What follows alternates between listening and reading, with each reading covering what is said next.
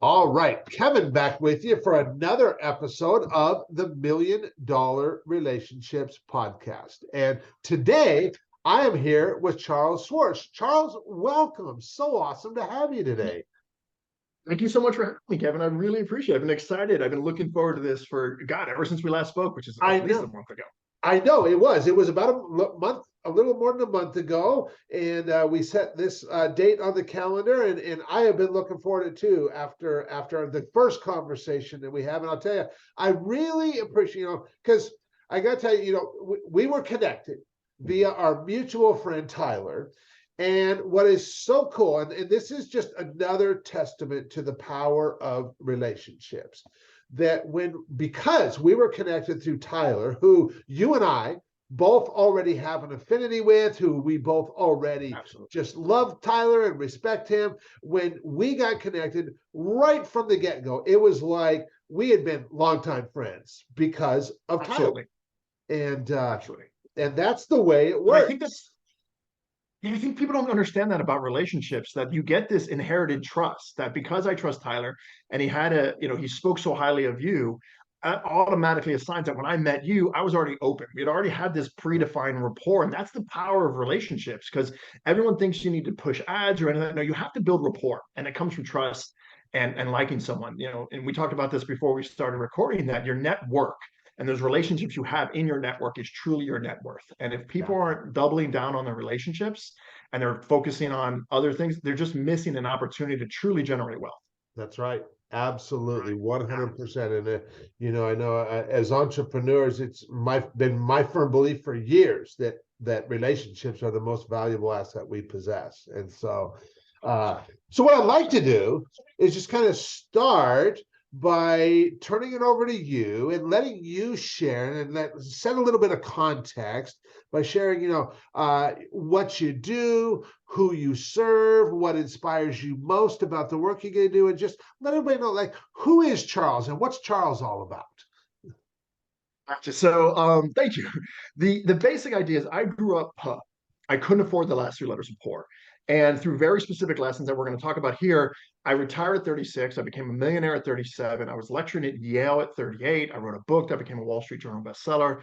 For almost 20 years, my job was to do that, was to take other business owners, scale them, systematize their operation, create residual income, and retire them. That's a lot of what I did for a really long time. Now what we're doing is we're doing something a little bit different because I believe that if you can create a done for you product for someone and you can help them eliminate their pain, which is what our job is as entrepreneurs, is to eliminate other people's pain through our products and our services and our offering. We created something where we can rank and we can promote podcasts and we get someone in the top 10.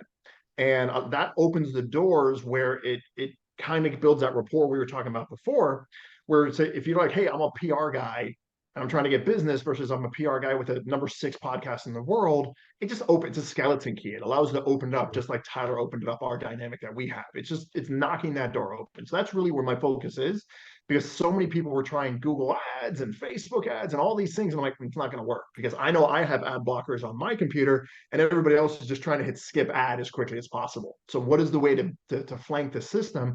And being able to help out other entrepreneurs, to me, it's been something I've been doing for over 2 decades now. And this is just the way I'm doing it now. Very cool. Very cool.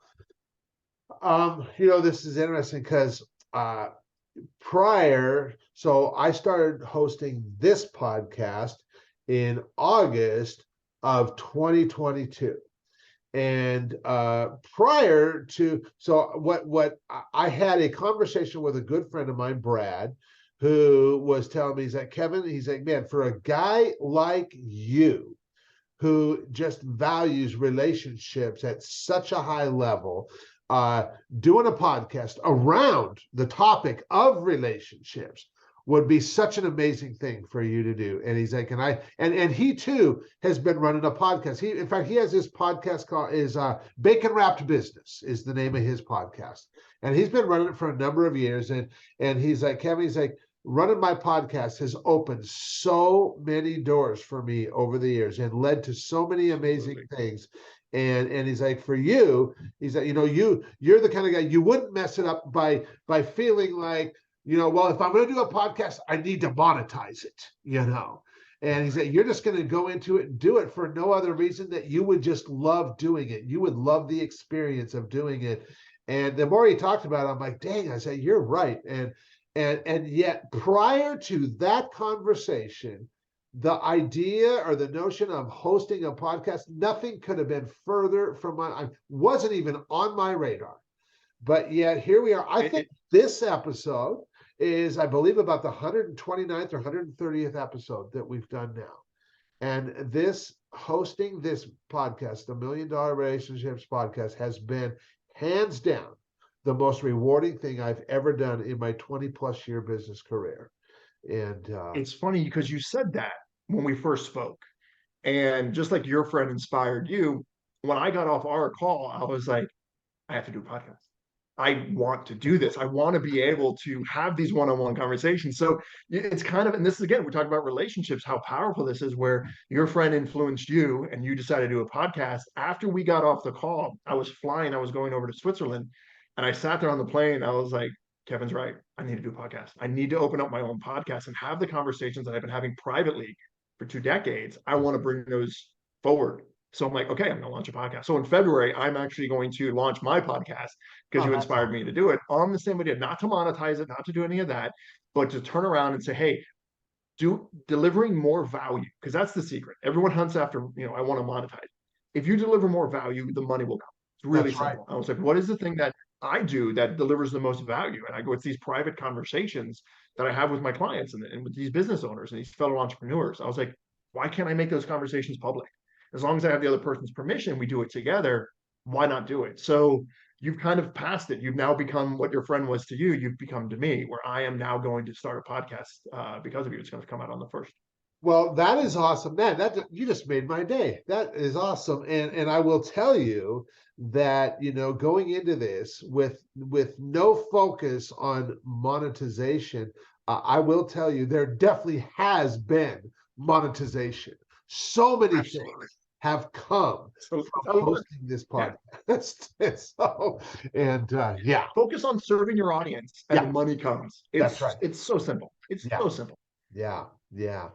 Okay, well, now that we've got a little bit of context set here, now I'm going to shift gears. What I'm going to do is I'm going to reiterate the question for the benefit of the listeners. So have you ever been introduced to a person or persons that completely changed the course of your life or your business, so much so that much of what you have today would not be possible if not for this person or these persons? And Charles, I'm just really excited to hear your story, your experience around this, as well as be able to give you the opportunity to honor somebody who's had such a profound impact on your life and on your business. So absolutely. And I would not be who I am if it wasn't for the guides, be it books or people. In this case, we're focused on people that have come into my life. And I think I need to have a little bit of context, to describe what was going on. I grew up as a pretty arrogant kid. I grew up, as a pitcher. I was, got scholarships to go play ball, but I also grew up very poor. So in college, I lost my baseball scholarship because I went semi-pro. So I had to find a way to pay for my college. And I ended up working at a hospice. And if people don't know what a hospice is, it's not a place, a hospital makes you feel better. A hospice is a place you go to die. It's where you have a terminal illness. Mm-hmm. And since it was done in Boca Raton, which is in Florida, these weren't just regular people. These were highly affluent people who were in the rooms. And as the IT guy, because I used to own an IT company, I was in the room a lot with these people. Okay. And there's 3 people who immediately come to task and that radically changed my life. And the first one, so I was in a room and I was setting up this computer screen. And it was an EMR system, which is electronic medical record system. My job was to set it up. And this is back in Windows 95, Windows 98 days. So yes, I'm that old. But the computers were just taking too long and to do it. But I've got to sit there in the room, making sure everything worked. Like I couldn't automate it at that point. And this guy was a patient. He was in a room and he woke up and he looked over to me and he goes, "That's not going to ever help you." And I was like, "Excuse me." He's like, "That's not ever going to help you." At that point, again, I'm a pretty arrogant guy, but being surrounded by death that much was knocking the ego down. I'm like, "What are you talking about?" He goes, "You're working too hard." I was like, "Working hard is what sets you free." I'm like, "I'm sorry, sir, you need to go back to sleep. Leave me alone. Because I was very angry at him for him challenging what I had been taught my whole life, was that hard work is the only way to be free. So he was in and out of consciousness, and I was working on the stuff. And then later on, he came up. He was fully conscious. He was fine because he's in and out of, then they're exhausted. And he sits there and he goes, "You think hard work will save you?" I was like, "Yeah, hard work." I go, "My grandfather worked hard. My aunt worked hard. My uncles work hard. Hard work is the only way that can save you." And he kind of smiled at me and he goes, "I make more money than you will in your entire life." And he was a multi millionaire. It was a very affluent individual. And he goes, "Do you think the person that owns a car dealership sells the cars?" I was like, "No." He goes, "You think the person who owns a restaurant works in the restaurant?" No. He goes, "You think the person who owns the McDonald's works in the McDonald's?" I was like, "No." He goes, "You think your boss is working right now to fix the computer?" And I was like, "No." And I sat there and it was just all of a sudden the evidence of success got up against my face against this guy. So I stopped what I was doing. I was talking to him. I was like, "I don't understand."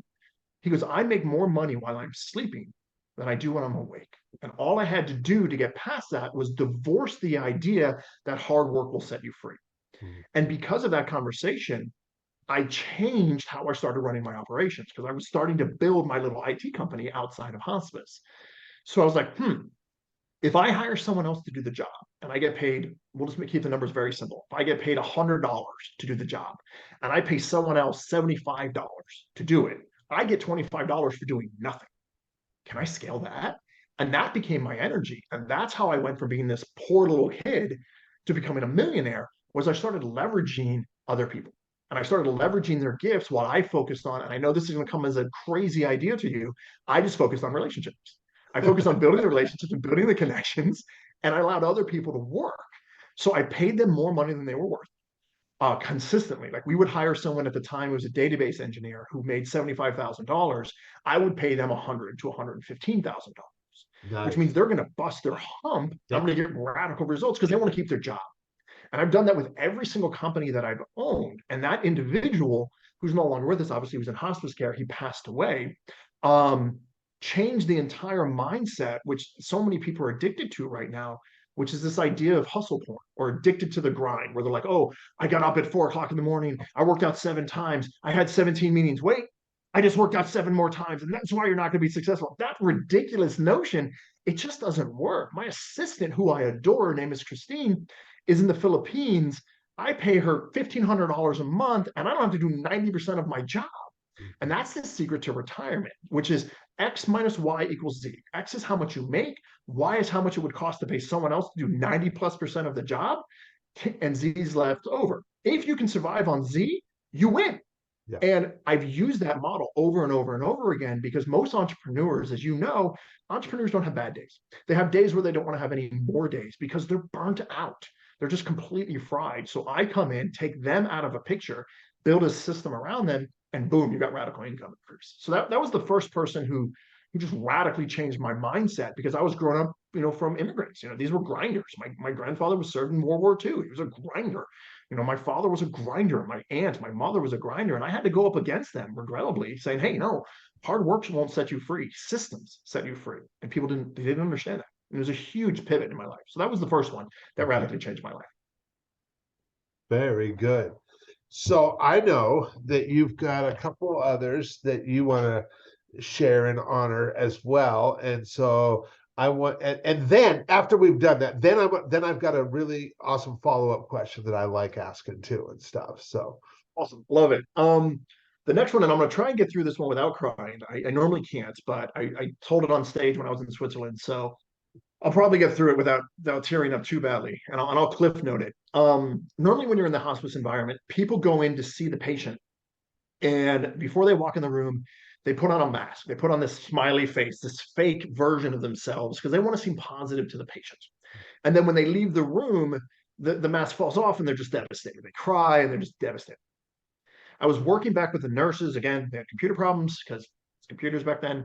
But people were going into this one patient's room and they were going in just devastated and they were coming out just joyful. And I was like, "What the heck is going on?" So I asked one of the nurses, I was like, "Hey, what's happening in that room?"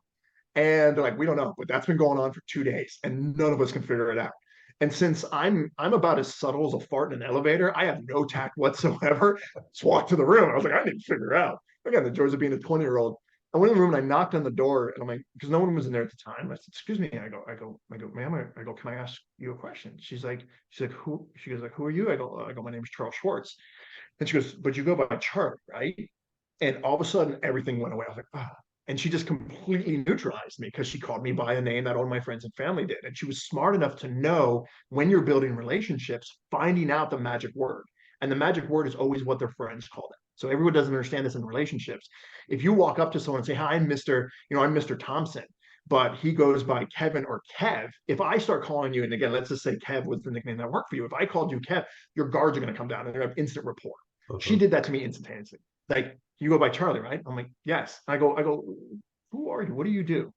And she goes, well, I'm a mother and a grandmother and a daughter and, all these things. But I think the question you asked me and what you're really looking for is what I do professionally. She goes, and I'm a math teacher. And I was like, okay. I go, can I ask you another question? She's like, absolutely. And I'm tearing up. And I said, people are coming into this room and they're coming in very sad, but they're leaving very joyful. And she goes, what's going on? That never happens. I don't understand. And she goes, do you understand math? I'm like, a little bit. I'm in college, or at that point, I just graduated college. I go, a little bit. She goes, I spent my entire life thinking that my responsibility was to give more love than I got. But I didn't understand that love is a multiplier, that whatever I give out, I'm going to get it back 4 times, 5 times, 6 times as much. And she goes, so what's happening is when they come in, I'm giving them love and they're leaving with love. And she said something that changed my life. And she said, the world should be run by love and absolutely nothing more. And at that point, I was an arrogant ass. I was leading by aggression and force and brute force and ego. And having this wall of femininity hit me with the world should be run by love and absolutely nothing more. It changed my interaction with my parents, which I didn't win the parent lottery. It changed my interaction with my clients. It changed the interaction with how I did business. It's why you and I connected the way we connected our first time is you walk into every relationship from a place of love and of service, and the world will reward you as a force multiplier. Yeah. I asked her then, I said, if you pass, can I come to your funeral? She goes, I would love that. And I sat there in there for longer periods, and there's a longer story. And I wept. Her and I wept, and we talked about lots of things. And so that was the other person. And then the final one, and I'll do this one very quickly, was my grandfather. My grandfather was a World War II vet. He grew up at a time with my last name being Schwartz. I'm not religious in any way, shape, or form, but because of that, people judge you based on what your last name is. And he grew up at a time with a lot of anti-Semitism. He also grew up very, very poor. Like I jokingly say, I couldn't afford, P. I could only afford P. I couldn't afford the rest of it. He couldn't afford anything. So this was a very, very poor man. But he retired at 50. So, and he was a grinder. This is a person who we used to jokingly call him a stubborn mule because he would dig in and just grind. But he was also a man who never asked for anything. Like he never asked me for soap. For salt on the table. He would never ask me to toss him anything. He was that level of not asking anything from anyone. But in my life, he asked me for 2 things in my entire life. When he was dying of cancer, he asked me to take care of his girl, which is my grandma. Starting to tear up again. Who my grandma was my best friend. I adore her. Both of them have passed. But the only other thing he asked me, he came in, I wanted to show him what I had built at hospice at the time. It's like 23, 24. I had built this, network. It was this very expensive network, it was a huge data structure and supported 350 women. I was in college. I was very proud of myself. And was showing him the technology. I showed him the server room where these servers were $20,000, $30,000. I was really proud. I was showing off to my grandpa, who's my idol. And we go down the stairs, and oh my God, I'm going to tear up. We go down the stairs of the elevator. We already get down to the elevator, and he sits there and he stops and he holds my head. And he goes, promise me, son. He goes, because that's what he would call me. He goes, promise me you'll never work for anyone ever again. And my intent was to work for someone else. I was not an entrepreneur. I thought, you work for a company, you stay with them for the rest of your life. That's what it was. And he had tears in his eyes. It's making me tear up. He goes, promise me you'll never work for someone again. And I said, I promise you, I promise you. I didn't know what I was promising to at that point. I didn't realize that it was a promise of freedom. I didn't realize it was a promise of financial freedom and emotionally freedom and all these gifts that we have as entrepreneurs. I just didn't want to lie to my grandpa. And that single question of, that single promise of promise me to never work for someone else. radically changed my life. So those would be the three major ones that I thought of this morning that I was like, yeah, these are the ones I want to celebrate. Regrettably, none of them are with us anymore. They've all passed, which sucks. But yeah, those were the three major lessons that I had in my life. That don't work hard. Working hard is bullshit. The world should be run by love and absolutely nothing more. And don't work for someone else. Those are the three things that just changed me completely. Then I wrote about one as well. I can talk about the one that resonates with me the most. If we have enough time, I can do that. But those are my three majors. Well, I mean, do you want to, if you feel led to talk about another person, then by all means, then do it. Well, it would be the last lesson. And I don't know if it was a person so much. It would just be a lesson that I want to kind of give your audience. Okay. Um, it's the simple idea that we're told three major lies in our life. The first one is the lie of I don't know how to do it, which if you have an iPhone or an iPad, that goes right out the window. You can Google, I want to lose weight, I want to make money, I want to whatever. You can Google, you want to build a rocket ship. The information's on the internet. So the lie of how is gone. The next lie we're told is the lie of what? Do what you love and you'll never work a day in your life. I guarantee you, if you force me to eat sushi, which I love more than I can possibly tell you, for every single one of my meals, I'm probably going to start throwing wasabi at you after like day 4. Sure. So this is why people who have these businesses and you have professional athletes that need vacation from what they do. So the lie of what is gone. And the last one is the one that pisses me off more than anything else. It's the lie of why. Find your why. Or if you sit down and that person, if her why was strong enough, she would be successful. And we heard this all the time in hospice. People dying of lung cancer. They're like, oh, well, if her why was strong enough, she would stop smoking. There's not a person I know in the world that doesn't know why they don't want to be healthier, why they don't want to be more successful, why they don't want to make more money. We all know why, but we still don't do it. So the pivot that I learned is if it's not the lie, if it isn't these three lies, which is what, how, and why, then what is it? And the reality is it's who. We all have different versions of ourselves. We have a version of me right now that I'm on a podcast and I'm talking a very different way.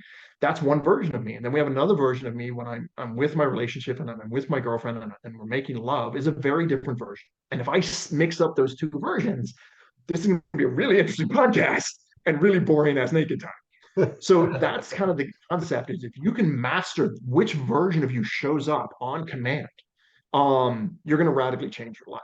But if you're going to sit here and put yourself in a judgment loop of how, what, why, you're just not going to get successful. You're just going to burn yourself out. So learning how to master who and what version of you shows up is so radically different than anything else anyone's teaching. And it's probably the most important thing that I've ever learned as far as creating success and love and wealth and happiness in my life. So Wow. those are my four. I won't go into any more. I could go for a while. There's so many wonderful lessons from so many amazing people. Yeah, for sure. So, if you look at the examples of the three people that you shared, your grandfather and the two others, um, and the impact that they had on you personally, and just choose one of those people and give me and the listeners an example of something that came that has now allowed you to make such a massive impact that hands down would have never happened if not for the experience that you had with any one of these three people. Okay. Well, the first one and the last one, I would not be financially free without Okay. their input, period. I would, if I continued to work hard, I would have never made 7 figures in my life, period. There's just no way around it. I would have grinded myself to death. If for my grandfather, I would have made someone else very wealthy and I'd have no freedom. I'd have no ability to, we talked about this before. I traveled for the last month, in Yep. Switzerland and Milan and Sedano. I wouldn't have been able to do that. So I would have no freedom whatsoever. But if I had to choose one as the most powerful lesson, it would be the second one, which was the world should be run by love and absolutely nothing more. I was able to experience and connect with love that I never could do anywhere else. The ability to serve my clients, the ability to serve my customers, the ability to be in relationships, to hold space and take care of my friends, to live a life of just joy. I would not have been able to do if I had not had that lesson. And because of that, as we already know, it's opened up so many other doors. Again, when we're talking about relationships and we're talking about connections and building your network, being able to say, listen, from a place of love, I'm going to serve more. I'm going to always give more than I can possibly think I'm able to. That is an act of love. And having the self-love and being able to love myself enough to honor my truth, even when someone else tells me it's wrong, when society tells me it's wrong, saying, no, sorry, this is my truth. I love myself enough. That act of self-love. But I wasn't brought up with that. My parents got divorced when I was 5. So I grew up with my dad. And it was not love. There wasn't a lot of feminine energy. So I know it sounds cheesy. I know it sounds I'm rubbing crystals against my butt and magically having my aura change. That's not what I'm talking about here. I'm talking about, understanding that if you act in a way of love, not saying that you can't leverage, the other side of the anger and the tenacity and all that. That's a tool. You need that. You need to have that intensity. And sometimes it's an intensity of love, and sometimes it's an intensity of, the other side of it, the other side of that coin, which both are equally valuable. I'm not negating that. I'm not saying walking up to someone who's being mean to you and just taking it. It's not what I'm saying. But I'm saying put yourself in an environment, especially as entrepreneurs, where what is the act of love that you can do to your client? That's not financially destructive to you, because that's not helping yourself out. But operating through that dynamic allows the connections that we have instantaneously, that my clients always come back. The fact that I've never been fired from a job. Those are the type of things where I started acting in that ecosystem. The way that my products were built, the way that my offerings were built, the way that I coach, the way that I do everything was built with that as the overall filter. I'm like, is this serving them? And if it's not serving them and it's only serving me, well, then that violates it. So that filter changed everything. And it also allowed me to, connect with the people I've dated on levels that, I'm tremendously grateful. Yeah. So I Yeah. don't know if that's the answer you're looking for, but it's my truth. So, Well, and you just said it right there. That's your truth. And so that was exactly the answer I was looking for. And I really appreciate you sharing that. And you and I are in alignment on so many levels in the way that we view relationships, the way we view people, the way that we view how we want to treat other people, about how we want them to feel after they've had an interaction with us, and of course, how people feel is so much more valuable than anything we can possibly say to them or anything. It's how we make people feel, the experience that we give them when they're just in our presence, that's what they remember, and that's what they remember for years to come. And absolutely. Yeah, I've had clients where we have failed to deliver on the product because something happened. It is what it is. There are times where whatever your offering is not going to hit mark. Yeah. And because of the authenticity, because that how we treated them, they've always come back. Yeah. Every single one of them has come back, even though we dropped the ball, because we met them honestly, we met them authentically. And I think people don't understand how powerful authenticity is, especially now, because there's so much fake with social media and the news and everything else. Showing up authentically and having enough love for yourself and the other person, saying, I failed. I dropped the ball in this one. It did not work out. Here's how, here's what we can do, either, refund or whatever else it is, holding space for them, because to your point, they're going to remember that.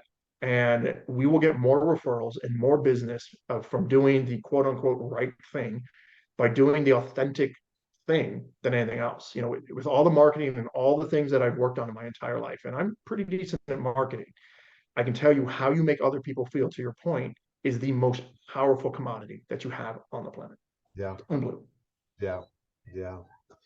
Well, Charles, I really appreciate you taking the time to share from your heart and to have this conversation. For anybody listening to this, is just like, man, Kev, I really like that Charles guy. I love the way he shows up. Is there any resources or anywhere they can go to find more information on what you're doing and impact you're making in the world, Charles? Absolutely. Yeah, I mean, if you want to track me down, on social media, you can go to I am Charles Schwartz. It's my website as well. If you guys want, any of your listeners, go to iamcharlesschwartz.com, or even just on Instagram, I am Charles Schwartz. I have a link in there. I'll give you my book for free. It's yours. There's a lot more of these where I go into this a lot more detail. It is completely free. I'm not selling you like, oh, you have to pay for shipping. It's a digital version. I've been giving it away for 2 years.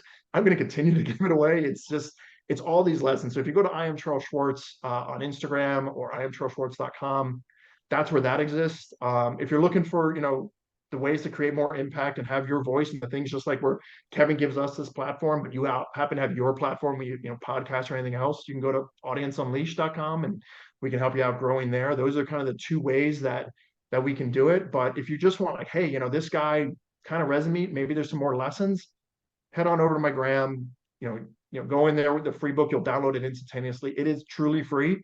You just type in your email address and we'll send it to you. You can just immediately, we're not marketing to you or anything like that. It's just, we'll send it to you. It's there. It's free. Enjoy. If you want the hard copy of it, sorry, I made it as low as I could on Amazon. They won't let me make it any cheaper. I don't make any money on it whatsoever, but it's on there as well. It's called Who Changes Everything, which I don't know if you're seeing the video of this, but it's behind my head. So yeah, that's what I would do. So I am charlesschwartz.com. I am Charles Schwartz on Gram, and then Audience Unleashed if you really want to, get your message out there so you can be heard. Regrettably, there's so much fog. There's over 2.4 million podcasts right now, and 800,000 of them are active at any point. If you want to cut through that fog and you want to kind of be the lighthouse with your message, reach out to us. We can definitely help.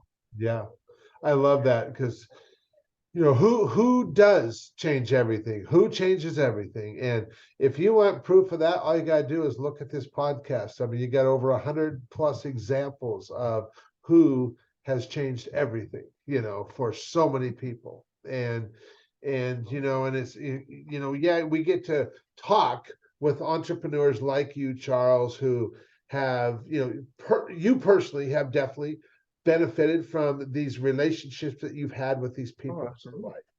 But the impact that you've now been able to go on and create, and how many other lives have been impacted as a result, is, I mean, we'll never truly know the ripple effect of that. And that's when it starts getting really exciting, when we just know that the impact is that big, and it's funny you bring that up, because growing up as an arrogant little kid, I was like, I'm going to change the world, and that's not how it works. The goal is, I want to just move it just a little bit. If I can just change a little bit so that that person's child acts a little bit differently with everyone that they meet, and they'll never know who I am, I'm completely fine with that. But if they just operate a little bit differently, well, then their grandchild's going to act differently, and they're going to treat someone else's child or someone else's grandchild differently, and all of a sudden it becomes a force multiplier, and it just changes the world. And there's so many entrepreneurs, which Kevin, I could talk about this for days, all the entrepreneurs that, have helped me just on little things, on finance and all that have radically changed my life. It's just be in service to others. That's if right. There's anything, just be in service. Do it from a place of love. Don't work hard. It's not going to save you. It doesn't work. I'm sorry. I wish it did, because if working hard saved you, every one of the blue collar workers that I know would be multimillionaires right now. Right. That's right. The hard workers would have all the money, and that's not the case, is it? I mean, I can tell you, my dad, my dad passed away when I was 16, and so the story that you told of the gal in hospice, I really resonated, because my dad got diagnosed with cancer at the beginning of my 9th grade year in school, and he passed away at the end of my 10th grade year. And somewhere in the middle, I just really lost it as a young kid, watching my dad deteriorate, and so I told him how I felt, that Dad, this totally sucks. I don't like watching you like this, and I'm worried about losing you, and that you might not be around. And so we had all these conversations before he ever passed away. And when my dad finally did pass away, it was like he's finally out of his pain, but we had such an amazing relationship in those last months before he passed away, that there was no conversation, there was no word left unsaid. We had all of those conversations, but when I was a kid, my dad always told me that, he believed, that was his experience, that the harder you work, the more successful you'll be. And I've since learned that that's not the truth, but that was his experience. That was his experience. Right. And, right. And I remember I worked as a commercial fisherman on Alaska's Bering Sea for 7 years. And for those 7 years, I remember I'm like, Dad, hard. man, if you could see me now, I know you'd be proud because damn, this is some work, man. That's some work. But the and, hard and, and it's workers, hard to go against that, right? It's hard to go against, especially, someone that you love so much who you had to watch deteriorate. It's hard to say, no, I'm gonna disregard what they're saying, but he wasn't teaching you out of a place of wanting to punish you. It's just the best he knew. that's right. And I'm not angry that I was taught by my father and my grandfather to grind and push it out. It just, they didn't know. Yeah, And just like I'm not mad at my grandfather for not teaching me about real estate investing. He just didn't know. This is what it is. So it's just, as you learn more, and you hope that each generation learns a little bit more. Hard work doesn't save you. But one thing I want to talk about, if it's not too personal, is for your listeners, all of us are going to face situations where people we love are going to pass. And Kevin, you were blessed to have that time with him, to the point where at the very end, you were grateful that the end came, not because you didn't love your father, but because you're like, okay, he's finally out of pain. I got to say everything I wanted to say. I got to communicate. I got to have that time. And I squeezed an entire lifetime into a year. But how grateful you were to say, at least he's not in pain anymore. yeah, Because people don't really understand, unless you've experienced it.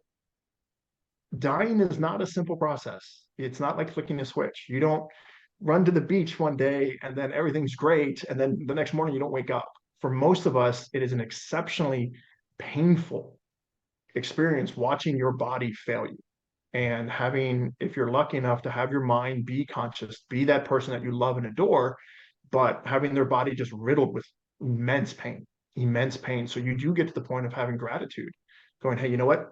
I'm grateful he's no longer suffering. And it's hard for people who haven't experienced that to understand that. And they will judge people for saying that. And I can tell you, having watched it for 8 years in a hospice, seeing people just be like, okay, he's at peace, finally.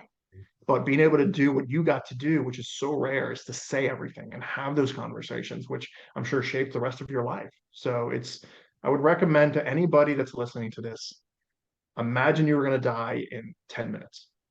What are the things that you regret not saying? And then, since you're not hopefully going to die in 10 minutes, get on the phone or that's get in right. front of those people and say those things. I don't Yeah, care if it's good. I don't care if it's bad, whatever it is, say it. Tell the people that you love them. I don't care if you've told them 1,000 times. If you feel the need to tell them, tell them. It's so important to have you at peace, because you don't know if you're coming back. There was a group of people who were flying, I think 3-4 days ago. They're about to land and their plane crashed and they lost all 70 something souls on the plane. Those people thought they were going to work. Those people thought they were going somewhere else. yeah, The people on 9/11 thought they were going home. yeah, So you don't know how short life is. My hope is that I'm around when this podcast comes up, but there's no guarantees. yeah. So make sure you've said everything you've wanted to say, so that you can have the peace that Kevin has, regarding his dad. I mean, you can tell he loves his father and he misses his father every day, but he also has that gratitude and that peace. So for your audience, please, guys, just take a couple minutes. Imagine you were going to die in 10 minutes, and then write down all the things you want to say. If it's that ex-girlfriend you want to call up and tell her how much she meant, do it. If it's the grandfather, the father, the brother, the sister, your coworker, I don't care who it is. And just sit down and if it's your wife, just buy her flowers for no reason other than the fact that you married someone smarter than you, which is what you should have done. And just tell her that you love her and you appreciate her.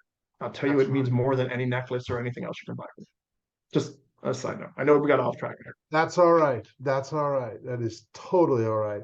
Well, Charles, I want to thank you so much for taking the time to have this conversation today and to share, and just really appreciate you, man. I really appreciate you as well. I'm glad. And each of our conversations is, I just feel relationship building and building. As you said from the very beginning, relationships are everything. And if you guys are entrepreneurs and you still don't believe that, call me. Just call me. I will tell you. You just have to show me your bank account. And I will say, nope, you need to work on your relationships. Yeah, Literally, if you just tell me your bank balance, I will tell you, nope, your relationships aren't strong enough. yeah, If you don't have 7 figures in your bank, it's because your relationships just aren't there. yeah. Sorry, that's just the reality. It is. It is. Well, Charles, thanks again. Really appreciate it.